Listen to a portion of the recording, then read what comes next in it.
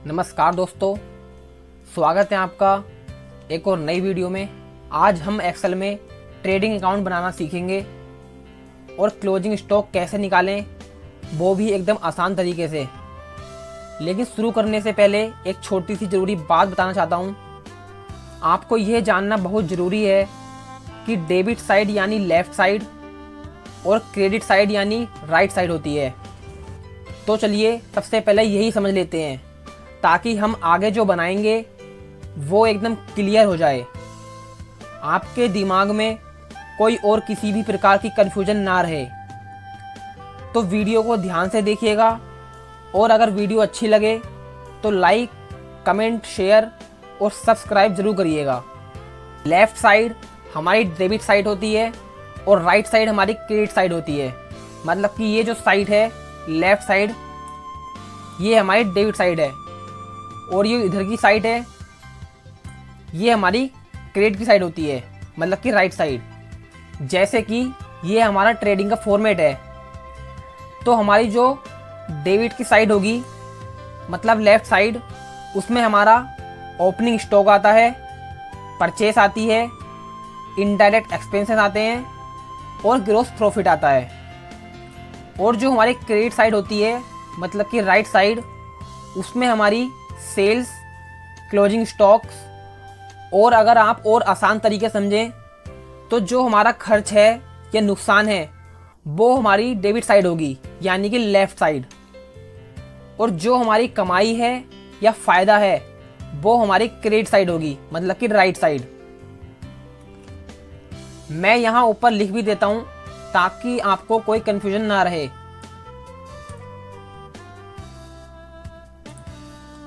यहां मैं लिखूंगा डेबिट साइड,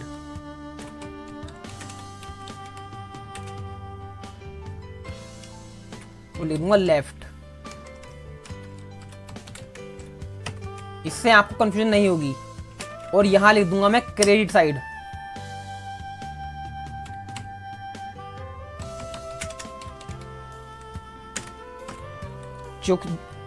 जिसको हम कहेंगे राइट।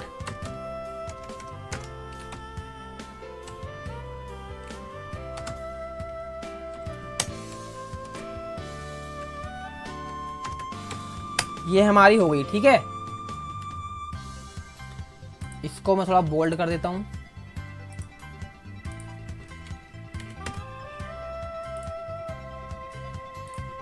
अब ठीक है, इससे आपको कंफ्यूजन नहीं होगी।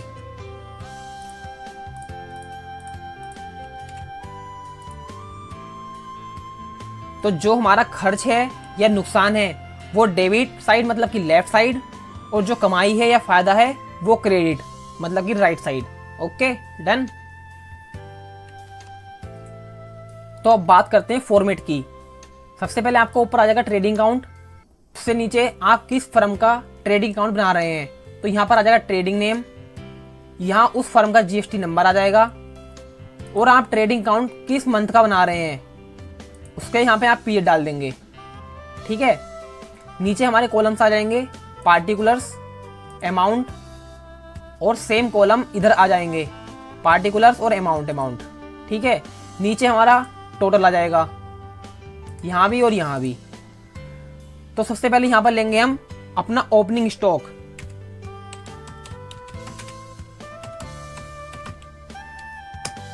नीचे आएगा हमारा 5% स्टॉक, यहां आएगा 12% स्टॉक। यहां पर आपको वही परसेंटेज लेने हैं, वही टैक्स रेट लेने हैं जो कि आपकी फर्म में यूज होते हो। जैसे मेरे यहाँ पे 5, 12 और 18 है, तो मैं वही लूंगा, 18% स्टॉक्स। यहां आएगा मेरा जीएसटी परचेस, यहाँ पे 5% जीएसटी परचेस, यहाँ पे 12% जीएसटी परचेस, नीचे लूँगा 18% जीएसटी परचेस, ठीक है। यहाँ पर लूँगा मैं ग्रॉस प्रॉफिट, यहाँ पर लिखूंगा 5% GST गुड्स, यहाँ 12% GST गुड्स, 18% GST गुड्स। ठीक है। क्रेडिट साइड में लूंगा मैं GST सेल,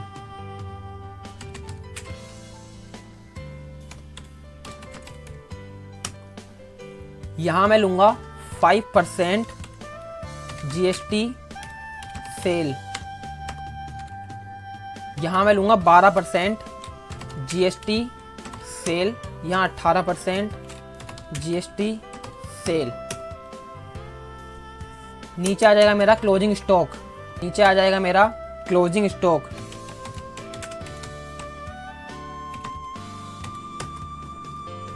%5 स्टॉक, 12% स्टॉक और 18% स्टॉक। ठीक है। अब हम बना देते हैं अमाउंट के लिए, और अब हम कुछ लगा देते हैं यहाँ फॉर्मूले। पहले 0 कर देंगे,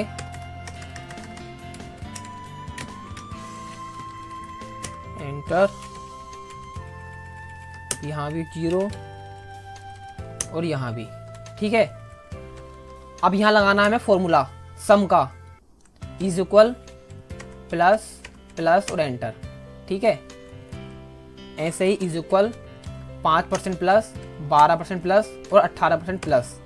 चाहो तो आप इसको कंट्रोल C करके यहाँ लाके आप पेस्ट करेंगे तो यहाँ भी आपका फॉर्मूला लग जाएगा।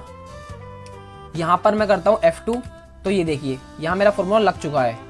तो ऐसे ही मैं यहाँ से कंट्रोल C और यहाँ पर एंटर, कंट्रोल C और यहाँ पर एंटर। ठीक है। ये हमारा फॉर्मूला लग गया।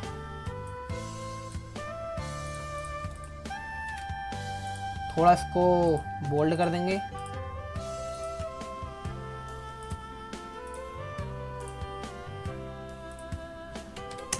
अब ठीक है।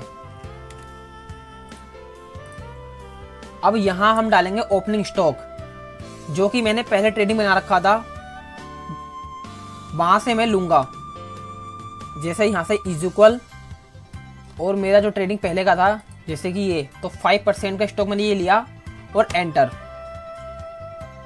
अब मैं इसको क्या करूंगा, यहाँ करूंगा कंट्रोल C और नीचे सिलेक्ट करके और एंटर कर दूंगा, तो मेरा पुराना स्टॉक आ जाएगा। इसका मतलब कि ओपनिंग स्टॉक यहाँ देखिए आप 68,61,650.28। यहाँ देखिए 68,61,650.28, मतलब कि हमारा स्टॉक बिल्कुल सही आ गया। ओपनिंग स्टॉक हमने ले लिया है। अब हम डालेंगे यहाँ पर परचेस, जो कि हम लेंगे टैली से। तो चलिए चलते हैं टैली पर। जैसे मेरी ये परचेस है, मैं ले लेता हूँ पूरा साल से 1023 और 31/3/24। ठीक है। तो लेंगे पहले 5% GST परचेस, 5% GST परचेस 20,33,447, और नीचे हमारे पास IGST है, तो मैं दोनों को इसी में प्लस कर दूंगा। ठीक है। अब दोनों को प्लस करने के लिए क्या करेंगे, एक्सेल में हम पहले प्रेस करेंगे प्लस, फिर करेंगे 20,33,447.73, फिर प्लस, फिर 6,13,073.68 और एंटर। ये हमारी 5% की परचेस आ गई है। अब लेंगे हम 12% की GST परचेस, जो कि है 54,61,846, 54,61,846.91 प्लस 48,426.93। ऐसे ही 18% की लेंगे, प्लस 2,54,93,852.20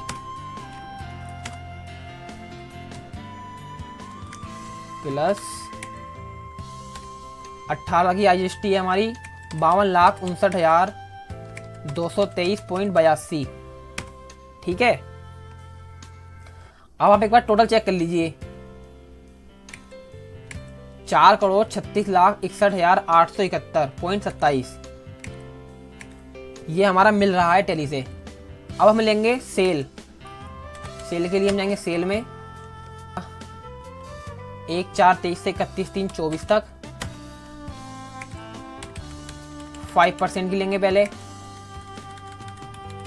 तो पहले प्लस 5,73,155.22 प्लस 5% की IGST आ जाएगी। 5% की GST सेल है हमारी 21,36,289.43 और एंटर। ठीक है, 12% की लेंगे 24,24,124.70 प्लस दूसरी लेंगे हम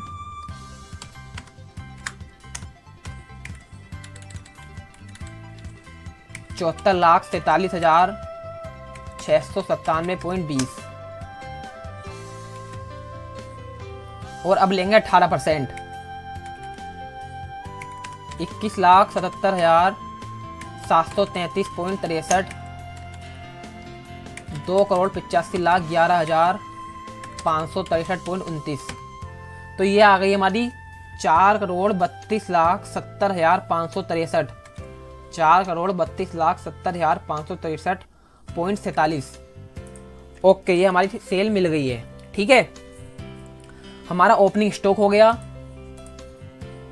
परचेस हो गई और सेल हो गई। अब आते हैं हम क्लोजिंग स्टॉक पर। यहाँ पर बहुत ध्यान से देखिएगा क्योंकि यहाँ लगाएंगे हम फॉर्मूला,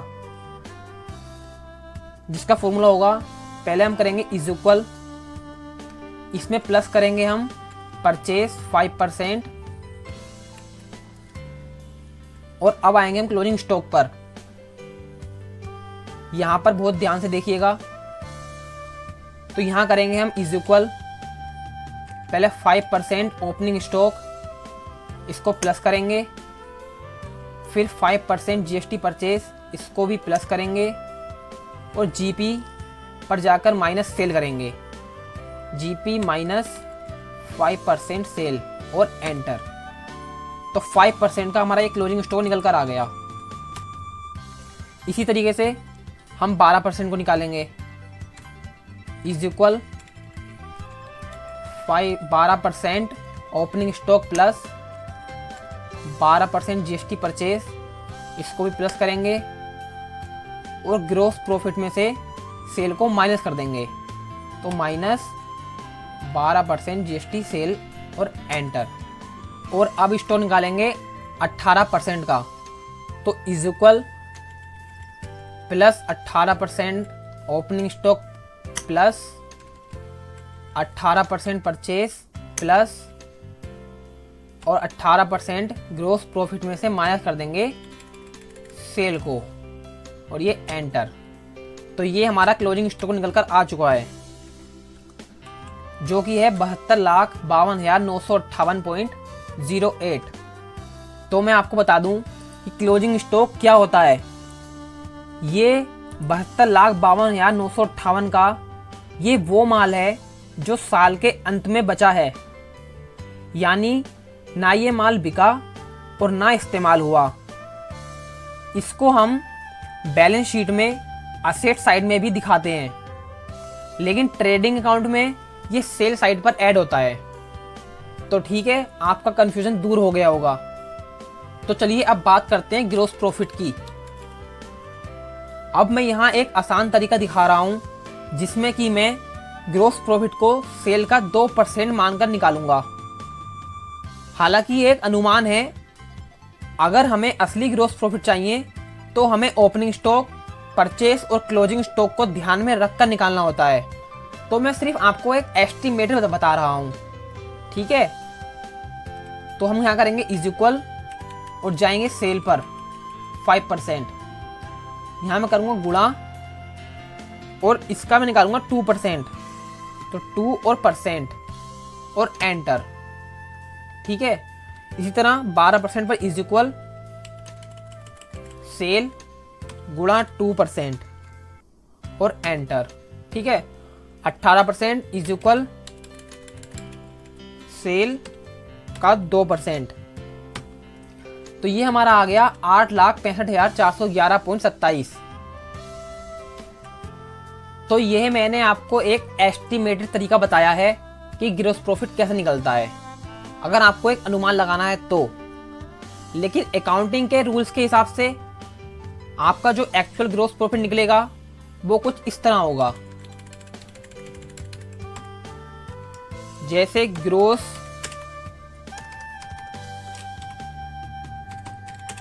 प्रॉफिट बराबर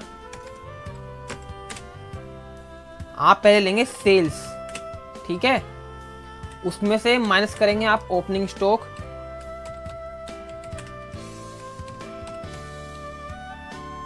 प्लस परचेज और माइनस क्लोजिंग स्टॉक।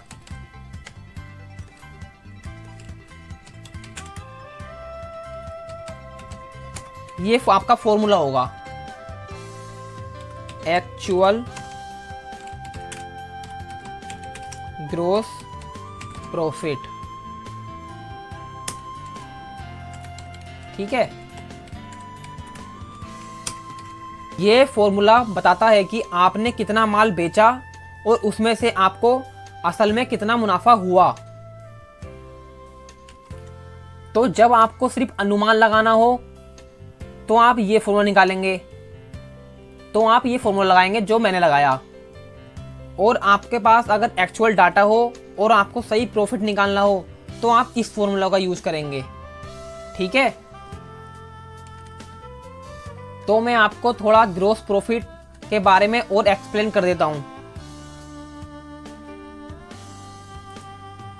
मान लीजिए आपने एक दुकान से 10,000 रुपए का माल खरीदा, ठीक है, और फिर उसे 12,000 रुपए में बेच दिया।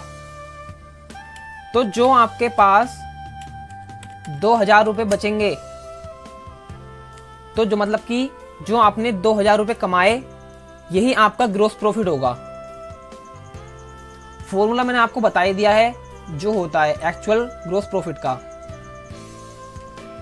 लेकिन बहुत लोग क्या करते हैं, जल्दी निकालने के लिए मान लेते हैं कि ग्रॉस प्रॉफिट सेल का कोई प्रतिशत है, जैसे 2%, 10%, जैसे मैंने अभी किया। मगर ध्यान रहे, सही हिसाब से निकालने के लिए हमें ओपनिंग स्टॉक, परचेज और क्लोजिंग स्टॉक का पूरा ध्यान रखना पड़ता है।